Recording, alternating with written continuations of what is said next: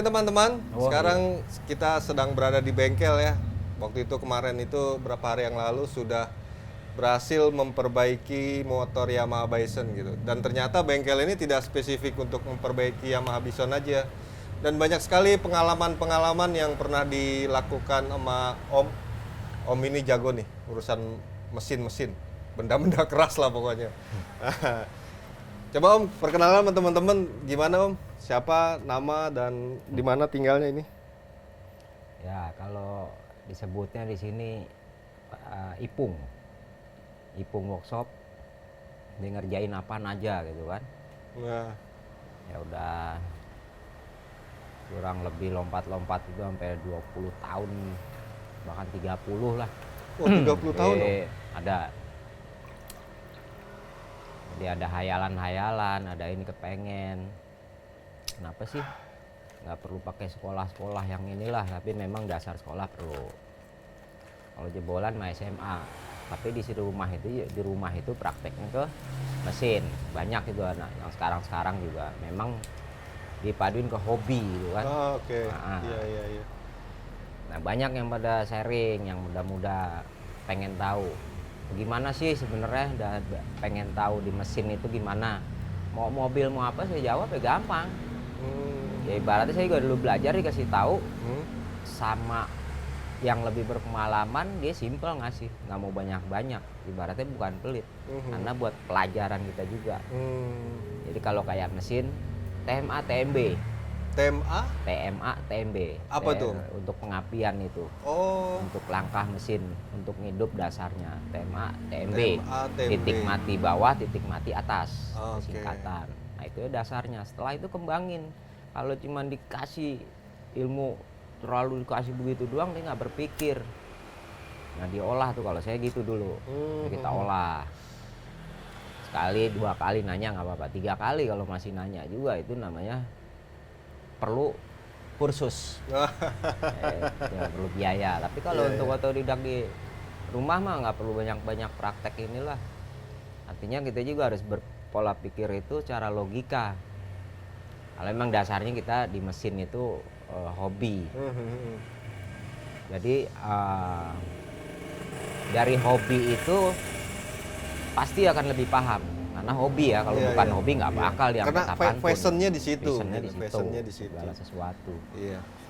Nah, kalau dihubungin ke mesin itu, yang saya sebut tadi TMA, TMB, mau 4 silinder, mau 8 silinder, mau 1 silinder. Nanti di motor kebanyakan 1 silinder kalau yang biasa. Tapi kalau yang udah 4 silinder, udah itu ya cuman beda apa namanya tenaga, power. Kalau 4 silinder kan berarti powernya lebih besar. Kalau 1 silinder juga berapalah minimal motor, ya kan? Itu. Nah di situ yang lebih simpel ini motor biasa seperti Bison kan masih tergolong motor Jepang ya. Itu motor Jepang 1 silinder itu masih biasa. Oh. Gitu. Nah, kalau memang dihubungin lagi ke kilas balik ke awal, motor-motor tua, itu memang kelemahannya banyak dibandingin dari kalau sekarang. Kalau motor tua nih artinya tahun-tahun 60 begitu atau bisa era-eranya BSA, era-eranya Royal Enfield yang jadi apa sih namanya, dari kekurangan itu dari motor-motor tua, nah, dikembangin untuk lebih, misalkan hidupnya lebih tokcer lagi. Ada juga memang bawaannya seperti itu. Itu. Tapi sebenarnya bisa untuk dicari untuk ke diaplikasiin ke era digital, artinya lebih canggih lagi. Itu bisa dirubah. Dengan cara kita perhitungkan dulu langkahnya. Semua ada langkahnya, yang 4 tak atau 2 tak. Tapi kebanyakan di sini yang lebih berseni itu di 4 tak. Oh iya. Tuh 4 tak itu, kalau saya lebih kecenderung ke 4 tak, nggak main di 2 tak. Kalau 2 tak saya nggak terlalu fokus, nggak terlalu hobi. Motor-motor tua itu 4 tak apa 2 tak tuh? Umumnya? Ada yang 2 tak juga ada, cuman lebih jarang. Iya. Umumnya Umumnya banyak yang beredar tuh 4 tak ya? 4 tak, kalau banyak yang dipakai, yang banyak orang yang lebih dimodif-modif itu, di custom, dirubah-rubah, kebanyakan lebih enaknya di 4 tak. Oh, oke. Tuh. Nah untuk hari ini nih Om, hari ini kan motor udah banyak ya ragamnya lah gitu, udah digital lah semuanya, kayak motor-motor terbaru merek-merek ya banyak lah gitu kan. Sensor lah mainnya, banyak Juga main sensor. sensor. Nah di situ kan ada sensor namanya pulser, pulsa itu pulsa lah. Itu dibacanya dengan sensor. Ini masih kelas motor ya Iya, bicaranya. iya. Apalagi kalau udah beranjak ke misal mobil Eropa. Nah itu udah ada digitalnya namanya ECU. Nah itu ECU pun pernah ada temen nanya, itu waktu itu Ninja. Nah ECU-nya itu bermasalah, ada di transistor. Itu transistornya itu mengatur. Nah, Ninjanya ini kebetulan yang 2 silinder. 2 silinder kan cuma pembagian di pengapian bareng. Berapa ininya kan diatur dengan ECU. Oh, oke. Nanti dia nanya, ini barang ini transistornya nyari di mana Om ya? Wah kalau saya itu nggak tahu, itu kan. Tapi lebih detailnya kan di situ ada. Kalau memang itu kita korek berapa kodenya. Nah itu kita harus tahu dulu itu jenis apa. ECU-nya itu. Transistornya itu jenis apa, NPN, PNP. Nah, untuk detail itu saya juga belum tahu. Tapi di situ kita bisa cari tahu dari Google data-datanya. Oh, iya. Mbah Google lah. Namanya ya, Mbah Google. Iya, iya. Namanya di situ data ini masuk di arus lemah, artinya elektronik ini schematic diagram. Nah, bisa dibuka di Datacom for You. Jadi Datacom core itu 4U. Nah, itu keluar data di situ. Nanti persamaannya apa. Nah, kita kembangin nanti di situ. Nah, itu perlu perjalanan yang inilah itu lain lagi. Kita cuma gambaran seperti itu. Iya, iya. Nah, kalau motor-motor Eropa gimana tuh? Itu kan Ninja itu kan motor-motor Jepang nih. Spesifik antara si mesin Eropa dan mesin Jepang itu kan ada perbedaan yang mungkin ada pakem-pakem yang membedakan antara dua sistem itu. Memang kalau untuk apa sih namanya, Eropa ini nggak main-main dengan bahan itu doang. Oh, itu aja Bahannya ya. itu bahan kualitas bajanya itu loh. Oke. Itu lebih memang lebih kuat dijaga dibanding- kualitasnya. Tapi kalau Jepangan kualitasnya juga ada, cuman kualitas untuk lebih ininya lagi lebih ke Eropa. Oh, Itu nggak main-main dia. Yang ini punya 5 Lebih tahun, yang ini bagus. bisa 10 tahun, kayak begitu lah ya. Tapi dengan sistem kerja itu mesin sama sebetulnya. Sama sistem kerja sama.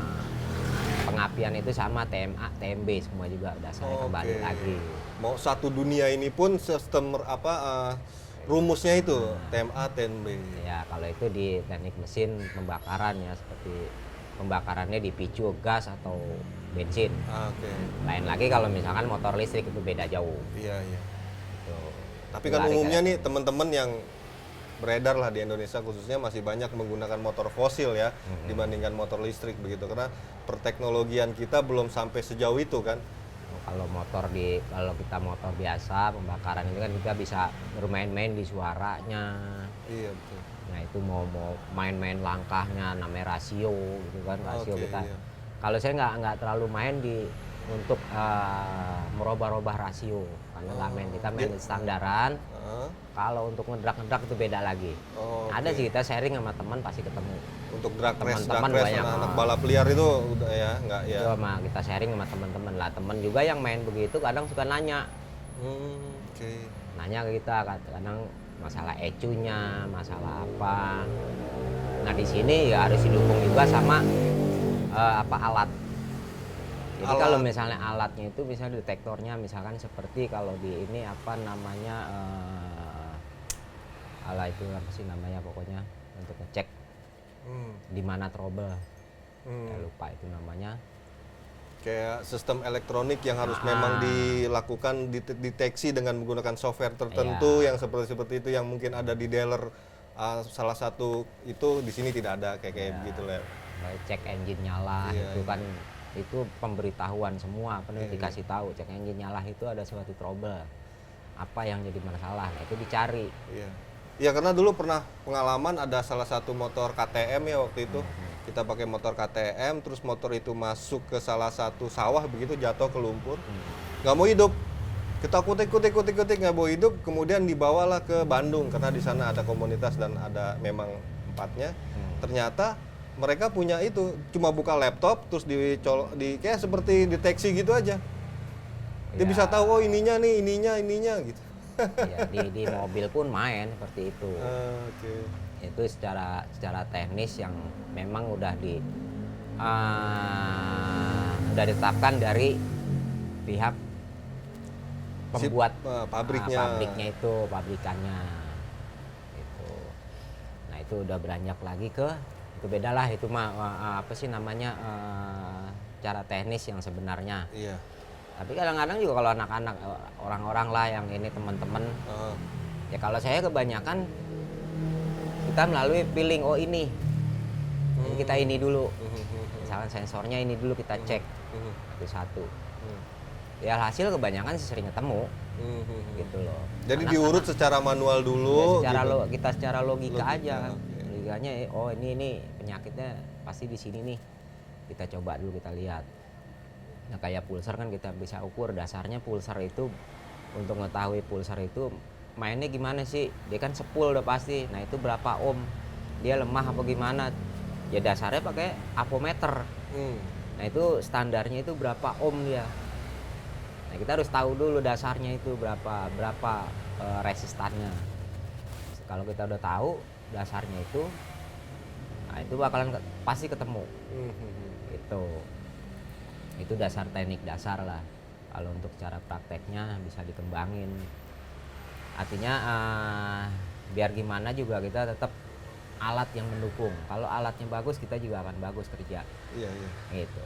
Tapi kalau misalnya alat kita apa adanya, kita juga ngakalin nggak pakai secara hati-hati, itu mungkin umurnya nggak lama. Iya. Gitu. Ya, kalau misalnya mau custom, ya bisa juga apa dulu ini yang mau kita custom, bentuk apa, seperti apaan maunya. Iya. Gitu. Tapi secara itu bisa dilakukan loh Om ya di sini ya, untuk Bisa aja, custom motor-motor Jepang misalkan begitu, mau dibikin trail atau Om dibikin motor apa begitu. Ya kawan-kawan di sini juga banyak kok yang nakalan di sini banyak lah. Sepertinya apa sih namanya? Yang penting itu saya ngelihat itu dia itu punya alat yang cukup memadai. Gitu kan, seperti alat bubut yang kecil itu ada. Itu kan faktor pendukung. Iya. Nah, faktor pendukung mesin bubut aja udah lumayan. Artinya punya yang kecil mini, cukup standar untuk bengkel-bengkel kecil. Itu udah bagus. Tapi kalau untuk beranjak temen juga yang misalkan Harley, itu main Harley mesin bubutnya memang yang udah standarisasi mobil pun bisa. Tapi dari pengalaman nih pernah menangani motor jenis Harley Davidson? Dari pengalaman Kalau Harley belum sampai merubah-rubah. Tapi untuk ngelihat kayak orang temen yang punya Harley, dia nanya ini itu secara logika saya telusurin apa masalahnya, ya alhamdulillah ketemu.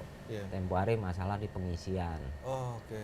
Ini Sampai bahan bakar atau pengisian apa namanya, aki. Oh, kelistrikannya. Kelistrikan. Iya. Aki itu bisa adalah aki baru, katanya dia bilang aki baru tapi bisa melendung parah itu. Akinya itu Harley itu. Nah, dia udah di custom. Nah ini menurut dia ada yang tanggapannya itu karena memang di bawahnya itu oli minuman panas. Tapi menurut saya itu bukan. Saya yakin bukan. Ini kelebihan setrum di mana-mana. Dasarnya sama juga mah motor-motor biasa walaupun tuh Harley. Dasarnya sama. Ini yakin kelebihan setrum. Saya nggak bawa alat untuk voltmeter. Ya. Akhirnya saya bawain voltmeter, kalau nggak percaya ayo. Nggak taunya di situ memang over voltase pengisiannya. Kan maksimal itu kalau memang udah 15 itu udah 15 volt pengisian itu udah harus dicek. Maksimal itu 14. Maksimal kelistrikan 14 volt maksimal pengisian. Karena motor kan, apapun itu. Apapun, yang penting kan dasarnya 12 volt. Ketika kita mau ngisi itu lebih dari 12 volt pengisian itu. Mau charger kayak mau apa. Nah, itu harus lebih dari kapasitas si baterai. Itulah Gimana yang membuat pengisian. pada akhirnya baterai Stabil, itu baterai itu stabil pengisian itu keluar masuknya itu. di 12 atau 14 volt. Ah, Lebih dari itu membuat dia jadi lebih gendut dari gitu. 14 volt lama-lama aki juga akan rusak. Ya, rusak ya. Itu karena kelebihan. Mau itu terlalu aki maksa. apa kering ataupun aki Ya. secara kelistrikan ya 12 sampai 14 volt. Kalau di bawah 13 itu nanti sirkulasi ininya apa namanya pemakaian pada saat pemakaian lampu apa segala macam itu tekor. Oke, iya. Kalau iya. 14 kan nanti pada saat diisi itu akan stabil di 13. 13 masih diizin, masih boleh, itu bagus. Jadi cash flow-nya itu keluar masuknya itu setrum yang dipakai sama yang kita diisi lagi itu seimbang. Nah, aki pun akan stabil. Oke. Iya, Nah, iya. kembali lagi makanya waktu peristiwa si Harley ini setelah saya sharing, walaupun saya belum pernah dasarnya sama, ya saya berani. Ngapain takut? Iya, iya, iya. Karena memang secara logika. Akhirnya alhasil ya udah karena ini alternatornya adanya di pengisiannya di dalam dan butuh perangkat khusus dan orang yang sudah biasa. Ya udah kita di mana bengkel yang biasa itu betulin. Oh, ada katanya di daerah waktu itu Pondok Labu. Berangkatlah ceritanya. Ke Pondok Labu. Maksudnya gimana Om? Ya udah kita sharing sama dia, pasti cocok di sini. Dasarnya ini voltasenya nih kelebihan. Karena ini saya kan udah biasa motor-motor Jepang, bukan Harley. Tapi di sini untuk ngiyakinin, ternyata pas sampai di sono begitu kita sharing dicek, iya ini mau oper voltase. Nah, oper voltase itu dari mana? Dari sepul atau dari kiprok? Nah di situ ada lagi nanti sepul dianalisa. atau kiprok. Nah, ternyata di situ klop dengan apa yang praduga saya benar, ini kiprok. Kiprok. Ternyata diusahain lah cari kiprok. Digantilah akhirnya Diganti kiprok. kiprok entah dari mana dia dapat karena dia kan pemain Harley. Iya, iya. Kalau saya nggak tahu dari mana dapatnya itu barang. Iya. Gitu kan, ini bukan motor yang biasa. Alhasil sekitar seminggu ada kabar jadi. Ternyata memang dari kiprok. Kiproknya Kiproknya bermasalah. lemah, bermasalah, over voltase. Ya dasarnya mau motor-motor biasa pun sama. Mau Jepang, mau Jepang, mau apa, Amerika, tetap Eropa, aja. Cina sekalipun, Iya. kelistrikan itu ya sepul dan kiprok. Jadi Iya. dua unsur itulah. Sepul itu apa tadi? Sepul itu generator sebenarnya, Generator. disebutnya generator. Iya, iya, iya. Nah, sedangkan si apa namanya? Si kiprok tadi itu? Si kiproknya untuk yang mengatur jadi rubah DC. Iya, iya. Harus stabil 14 volt. Kalau generator itu kan belum stabil. Arusnya itu mari arus listrik. Nah, dirubah nanti jadi arus DC yang udah ngisi. Yang ngisi itu di kiprok itu sebutnya dioda. Dioda. Pembalik Dioda AC lah ke yang, DC gitu lah ya. Dari AC ke DC. Ke DC. Dirubah jadi untuk charger. Semua kan gitu mainnya ada di dioda. Kayak trafo atau apa ya semacam seperti Nanti itu. kalau ya. memang mau diinin lagi dioda apa itu bisa dicari. Dioda itu macam-macam. Nah, yang dimaksud dioda pengisian khusus. Nah, kalau balik lagi nih Om, cerita. Nah, itu lagi tes klakson gitu kan. Kalau motor Bison nih, itu ada juga dengan kiprok dan Ada sama ya. dasarnya sama. Mau semewah apa juga sama. Cuman ya apa sih cara kerjanya aja yang lebih canggih kalau yang Oke. ini kan. Iya, Gitu. iya, iya. Sebenarnya yang biasa-biasa aja nggak apa-apa, cukup, yang penting kan ngisi. Iya, iya. Gitu. Tinggal kualitas bahan aja. Kalau di generator ya tembaganya full tembaga ya sesuai ya bagus. Tembaganya cakep ya pasti kan hasilnya juga cakep. Bahkan temen juga ada yang pemain motor kayak sepul itu saya berusaha untuk gulung sendiri karena saya belajar belum pernah itu waktu itu belum pernah apa sih namanya gulung sepul. Tapi yang sederhana ya, yang Iya. kayak kemarin itu Thunder lah misalkan. Thunder saya udah Thunder. pernah coba Iya. gulung sendiri. Karena lihat dari ininya, oh ini apa sih namanya tembaganya. Bisalah saya beli ke pasar minggu dengan ukuran yang sesuai. Yang penting arahnya kemana sih arahnya, kita pelajarin. Ya kita gulung berapa gulungan ya udah saya coba. Itu Ya secara berhasil. manual? Secara manual pakai tangan bisa. Nah saya bingung, teman malah yang pemain motor dia belum pernah untuk gulung, dia taunya beli. Saya ajakin, yaudah kalau emang ini ngapain pakai beli sih, orang itunya kawatnya itu gede kok kelihatan, kecuali halus itu kita nggak bisa, itu perlu alat khusus. Ya kalau emang ini mendingan belilah pabrikan gitu kan baru. Tapi kalau untuk gede ya kita gulung aja, saya hasil bagus lumayan. Sampai dia juga pengen praktek gitu kan, seorang dia yang udah tiap hari bergelut memang udah bisnis buka bengkel gitu kan. Saya bilang kenapa nggak dicoba. Nah di situ kita ada Mbah Google, nggak perlu nanya kemana-mana. Iya, kembali iya. lagi Semua udah ada di situ, tinggal ada di kita mau situ. belajar atau tidak. Ya. Kita belajar kayak apa sih. Nah di situ, nah seperti apa sih ngegulungnya itu kayak gimana. Cara logika pasti ketemu. Semua kita main logika. Saya main di apa juga logika. Itu kan selama ini. Apa namanya, kalau saya apaan aja saya pegang. Dari segi bangunan atau di mobil, di motor, kita mainin secara logika. Kita pengen tahu. Oh gitu. Jadi karena sering ngoprek, sering mempelajari suatu hal, uji coba, eksperimen dan segala macam, akhirnya mengerti lah. Apalagi khususnya motor ya. Ya tadi seperti tadi tuh ada titik atas, titik bawah, pakemnya itu dulu, ya kan. Terus kelistrikan ada sepul dan kiprok kayak gitu. Apalagi kelistrikan, masalah pembagian itu kalau di arus kuat itu, misalkan di arus kuat listrik di arus kuat itu PLN. Nah itu yang satu fase yang biasa lah. Itu kalau itu harus lebih dalam lagi karena itu menyangkut nyawa. Tapi kalau misalkan untuk motor, pembagiannya itu ya tinggal ini main warna kok. Hati-hati di warna kita harus perhatiin. Kesaklar. Ada juga yang nanya kan sampai dia udah mentok itu nggak bisa nyala gini. Ya saya kasih tahu walaupun dia baru dasar, yang penting kalau di ini kan dibungkus kabel itu, kabel bodi. Nah ini warna apa dulu nih yang misalkan trouble lampu sen ini dari mana nih? Asalnya gimana cara kerjanya. Nah itu nanti kalau udah ketemu apa sih namanya, udah tahu cara kerjanya, ini terhubung nggak nih ya, ini hubungan ini warna ini apa nih Kak, dari belakang ke depan warna apa, jadi harus kenalin. Nah kalau misalnya nyambungnya udah orang itu montir itu udah beda lagi, nah itu kita perlu bongkar semua, dibuka lah pembungkusnya. Ya. Nah itu harus tahu dasar-dasarnya dulu.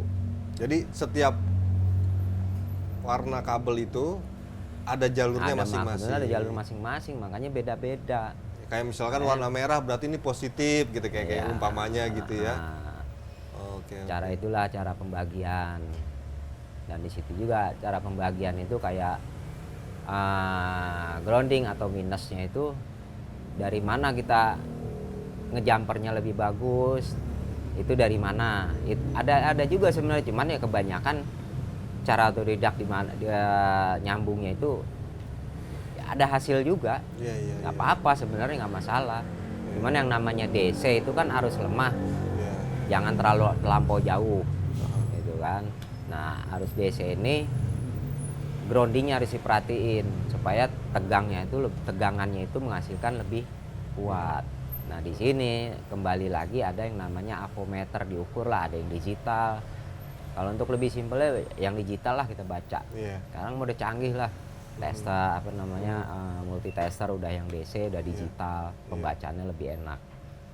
Jadi, sekarang lebih simpel, lebih enak, lebih gampang lah ya. Lebih gampang. Jadi kesimpulannya kalau teman-teman nih misalkan pengen memperbaiki kelistrikan begitu, bisa lah di sini ya, Pak. Mau motor Jepang kayak Cina, Eropa dan apapun gitu, selama itu bentuknya motor gitu, bisa lah gitu ya, misalkan kelistrikan atau apapun itu.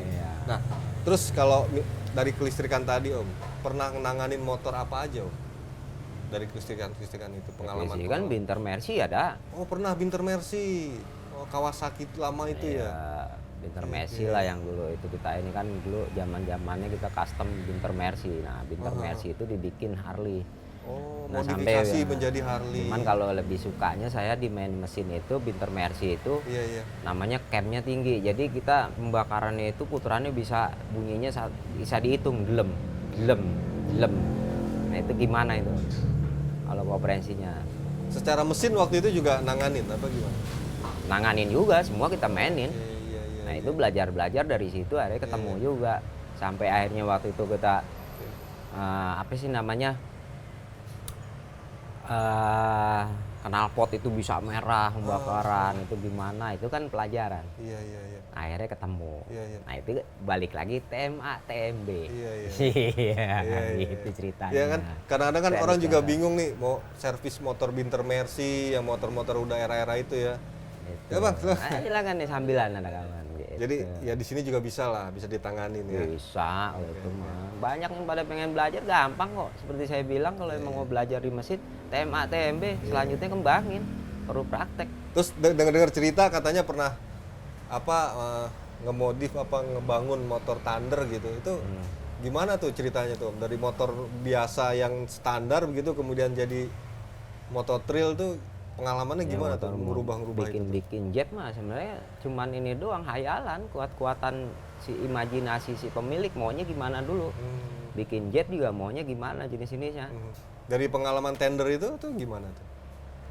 Kalau itu kita ngambil dari motor apa dulu, misalkan bisa juga di Ninja kita kawinin, gitu kan. Kalau memang nggak dari Ninja kita punya biaya ya tinggal beli aja kok. Kan kalau Ninja kan di ininya monosok lebih ininya kan lebih Shocknya itu cenderungnya ya, shock shocknya breaker monosok. Nah kalau memang hasil lebih bagus ya shock breakernya lebih bagus lagi. Iya, iya. Itu nggak ecek-ecek mau hasil Iya, lebih bagus. Iya, iya. Gitu. Cuma robah sasis. Itu doang dasarnya. Kalau mesin mah bisa dirubah dan segala macam. Bisa aja itu mah gampang. Jadi nggak usah khawatir ya. Artinya dasarnya kita udah bisa. Tinggal ngembangin aja. Ya kan ada Mbah Google ya nggak ada salahnya. Iya, iya. Dan kebetulan juga ada tempat prakteknya di sini. Ada. Yang Ada penting bengkelnya yang buat ngoprek-ngoprek, jadi nggak usah khawatir deh. Iya. Bisa dieksperimen gimana, maunya gimana bisa. kalau itu kan perlu kita teknik ngelas, teknik gerinda pun itu butuh kenyamanan. Teknik ngelas itu mesti tahu juga, ngelas yang halus, ngelas yang kasar itu gimana hasilnya tahu juga. Iya, iya. Gitu. Gerinda pun jangan asal ngegerinda, efeknya jadi bumerang sama kita. Itu bahaya. Jadi iya bahaya memang ada Safety teknik-teknik kita cara tertentu kerja. yang memang harus dikuasai ya, nggak sembarang juga. Makanya alat di sini kita harus mendukung. Pinter apapun si montir itu kalau alatnya nggak mendukung akhirnya kerja jadi berantakan, nggak rapi. Gitu ceritanya.